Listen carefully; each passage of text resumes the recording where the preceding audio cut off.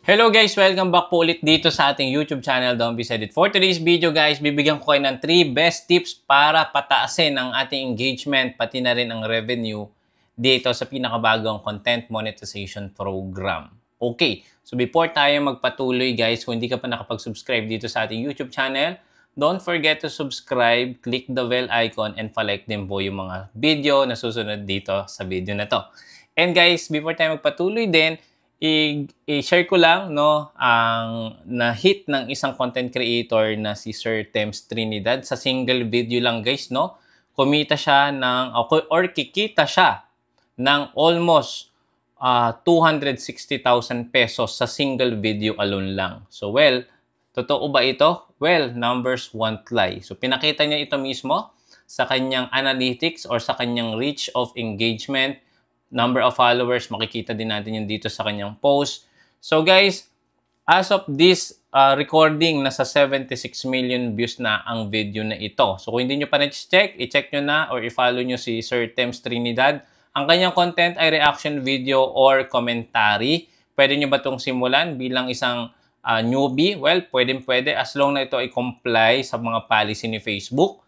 At ito po ay may mga karagdagang meaningful enhancement or editing na nagdagdag added value dun sa content.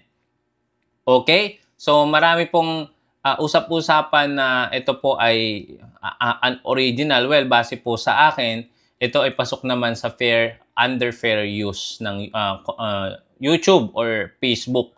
Okay, pwede yan. Basta commentary. Kung ano yung gusto mong idagdag, naglagay ka ng background music, nag-edit or in-enhance mo yung audio quality, yung videos, pwede.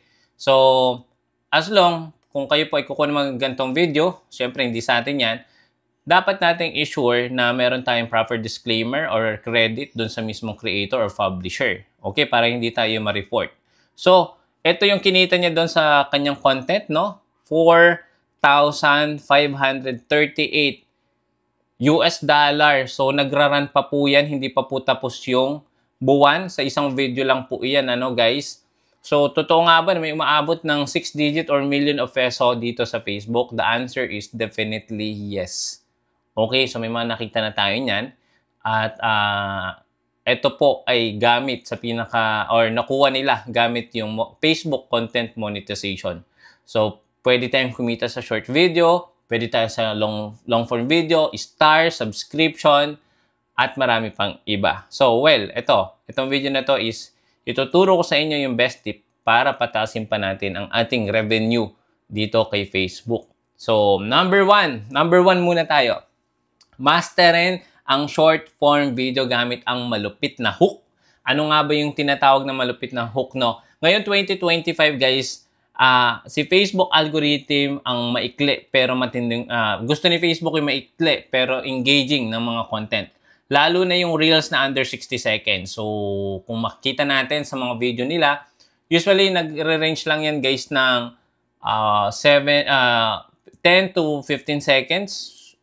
Depende kung mas mababa, tapos engaging, tapos nakuha niyo yung hook ng content nyo, possible mas maraming views.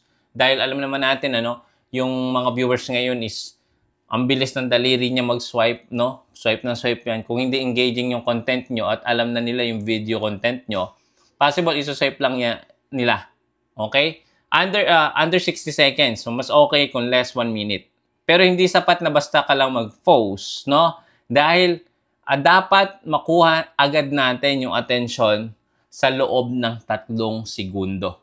Eto, gumamit ng curiosity. Ayan, sample, nakakagulat na facts or emotional na sa simula, mapapa-stop scroll sila katulad nung video ni Sir Tems Trinidad, no? Ang daming reaction, ang daming engagement niyan. Share. Kaya umabot ng almost 80,000 views na yan, di ba? And syempre, palagi magtapos ng malakas na call to action. Kung hindi pa kayo familiar sa call to action, ito po yung ginagamit ng mga creator, no? Sample, ginamit ko na siya kanina bago pa lang tayo magsimula dito. Sample ng call to action, i-share mo kung related ka or share mo kung relate ka sa video na ito. Tag mo yung tropa mo kung kailangan mo to para mas kumalat, organic ang content mo. So, dapat natin pag-aralan yung proper use of call to action. Number 2, eto, pagsabayin ang Facebook Stars, subscription at in-stream ads. Huwag tayong umasa sa isang kita lang, lalong-lalo na kung alam naman natin, nakapokus lang tayo sa short form video.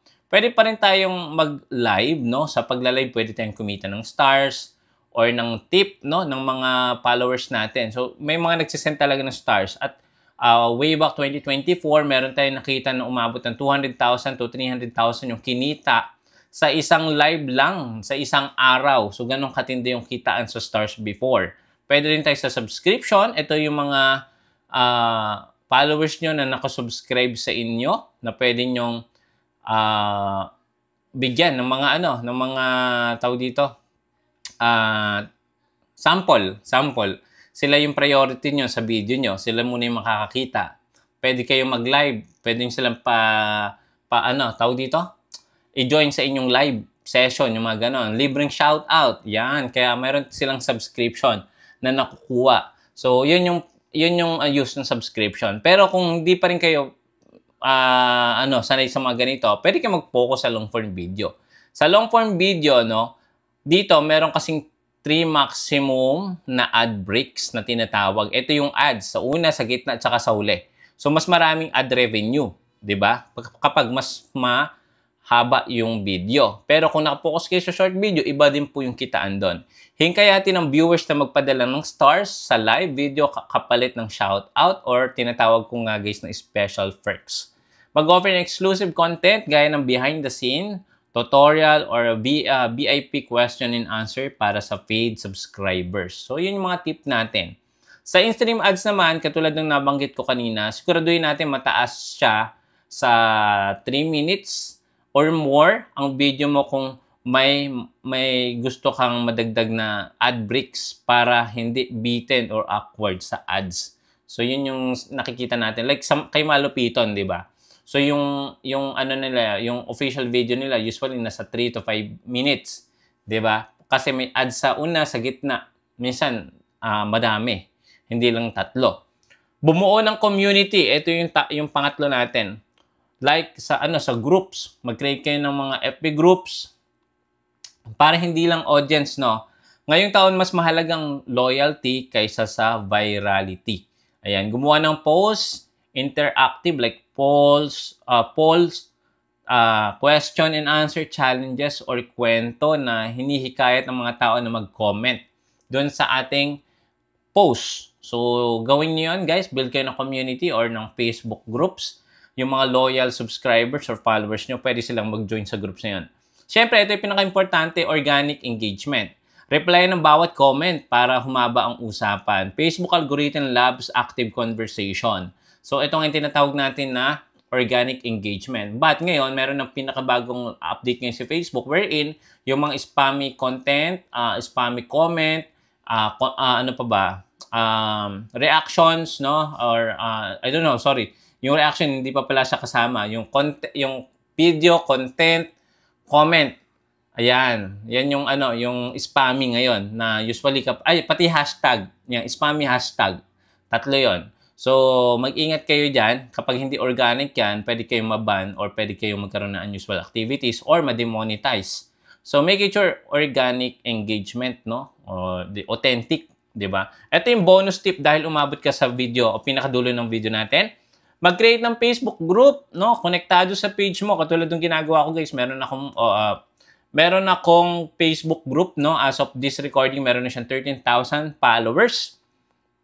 Dito mo mapapalalim ang relasyon mo sa fans mo. Usually, mas mataas ang organic reach sa mga groups. Totoo po yan.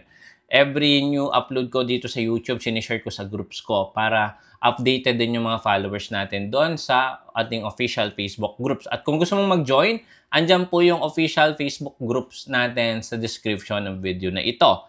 At guys, maraming salamat sa pag-stay sa video hanggang dulo. At kung nakatulong tong video na to, again, call to action tayo. Don't forget to subscribe. Click the bell icon para kapag meron tayong mga future upload, manonotify po kayo kagad. See you again sa next video. Bye-bye!